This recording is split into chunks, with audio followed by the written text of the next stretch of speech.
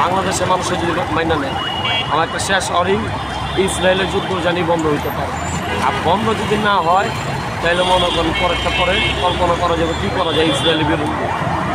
Israel অনেক লাভ হইতেছে, আগেও এই লাভানে আর কাজ হবে না ইনশাল্লাহ। আগামীতে ইনশাল্লাহ তার তো ভয়াবহ ইসরায়েলের উপরে হামলা হইতে পারে ইনশাল্লাহ।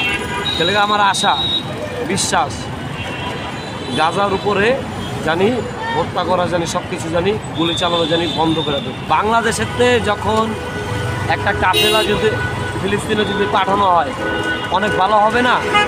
এই কারণে বাংলাদেশের মানুষ হলো সবথেকে বড় একজন শক্তিশালী ম্যান, বাংলাদেশের সব মুসলমান শক্তিশালী। আমার একটাই আহ্বান, আর ইসরায়েলের উপরে একটাই অরেন, আর কিছু না, তারা জানি এই নির্মম হত্যা করা জানি বন্ধ করুন।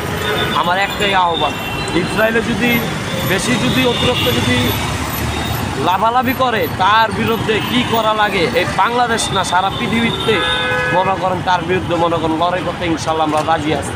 ডাক্তার ইউনূসকেও বলি সে জানি আহ্বান করে এই জানি হত্যা করা জানি বন্ধ হয়ে যায়।